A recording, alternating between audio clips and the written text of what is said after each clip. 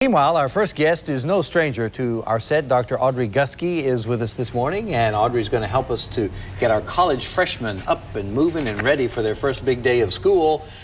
Good morning, Audrey. Good morning, John. Always good to be here. Great to have you. You know, we've been having a lot of segments this week about this topic, and I keep saying to my guests, wow, I've already been here. My kid's a senior in college, and I'm sure there are things you could give me, advice you could give me for that too. But for parents who do still have college kids or kids in high school who are right on the doorstep, what are some things to keep in mind? I've already forgotten, so remind me. Well, it's a rite of passage, and I, like you, my son has gone through college already, and my daughter is going to be a junior at Duquesne. See? So I've been there and done it too, yeah. and so it's a lot of fun. But I don't think parents realize it's a rite of passage for their children and for themselves, and it's a huge step. This is the first time that their kids are going to be making decisions on their own. They've got budgeting to deal with. They're going to be turning their underwear pink.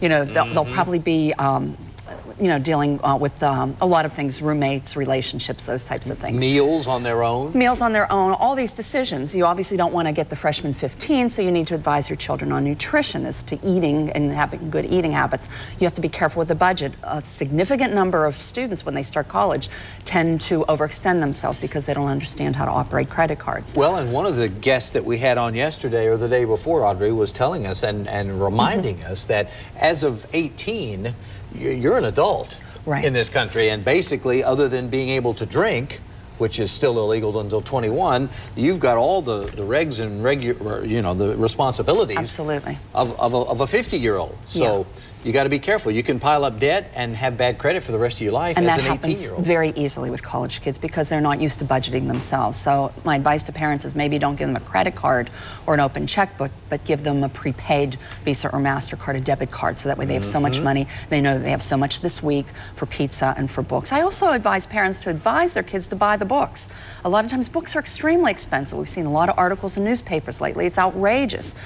Kids are spending $500, $600, $800 a semester on books, but they need them. So I always advise them to go online to try to find the books, buy them used, buy them from people who had the class the semester before. But they should get the books. Now, what are some of the key elements that you would advise kids to think about to sort of have in their backpack to be successful right off the bat? Well, first of all, you want to make friends. You want to keep your door open in your dormitory. You're all the new kids on the block, and so you want to make sure that you are the one that's aggressive and proactive and introduces yourself to people. You want to get to know the faculty.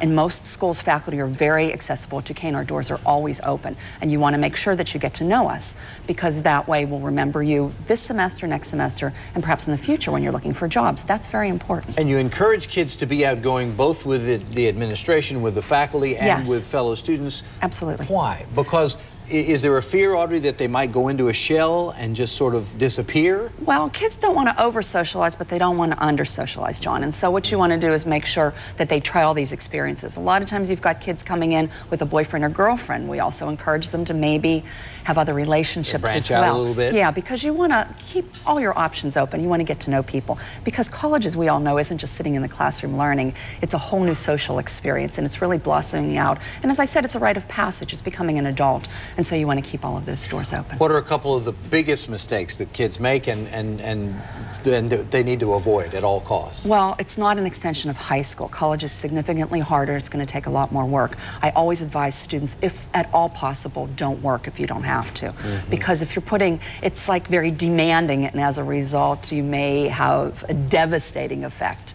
You know, and I've emphasized the word D because a lot of times that's what tends to happen. You know, kids are working, and as a result, their grades are slipping, and they're getting grades that they definitely did not want. And so you have to focus on your studies, especially the first semester. It's a transition socially, it's a transition academically, and they can't think it's just going to be an extension of high school, because it's not. So maybe if later in the college careers, junior, senior year maybe, when you're more acclimated, then if you want to take a job, or an internship, or live off campus, or an internship, or whatever, that's the time to do those things. And plus, you're a couple of years older now, you're 20, 21, and a little more mature. A little more mature, and you've established yourself. You also want to be careful of cars. A lot of colleges, you know, do not allow students, freshmen, to have a car for a certain reason. They want them to stay on the campus and be safe. And what's your personal feeling, Audrey, about the whole college experience if if a student doesn't live on campus, if they, for whatever reason, aren't ready to leave home, can't afford to live the campus dormitory life,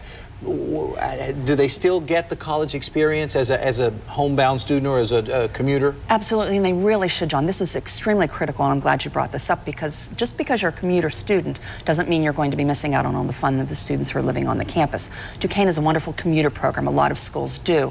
So that way they have social activities, they have lunches. We have free peanut butter and jelly every Wednesday that we give to the students. So, you know, there's a lot of, there's a lounge. They could hang out, they could sleep, they can watch TV, they can get connected. And so there's a lot of things that students really need to do. I think we haven't talked electronically, but parents need to be aware, and students need to be aware, that you may not necessarily want to buy your laptop or your computer the first semester, because you may not know necessarily what you want. Also, phones. We always used to have phones in our dorm. I grew up in the days we didn't even have phones in our dorm. We had to go down the hall. Same here. But the kids now are so wired, and so parents need to be aware. Don't get the dorm room phone, because it's just going to be an extra expense and they will never use it. They're connected to online. Also, you and I have talked about Facebook, and that's a key thing. I think students, that's one way for them to connect in colleges. It's very similar to MySpace, but it's college oriented, and it's dealing specifically with that university. It's a nice way to get to know a lot of college students, but very, very safely as well. Wonderful advice, as always, Dr. Audrey Guskey. Thank you so much. Thanks, John, and good luck to all of the freshman parents and freshmen heading out there. You bet, and best of luck to you. Thank you very much. At Duquesne with the new school year coming up. Still ahead,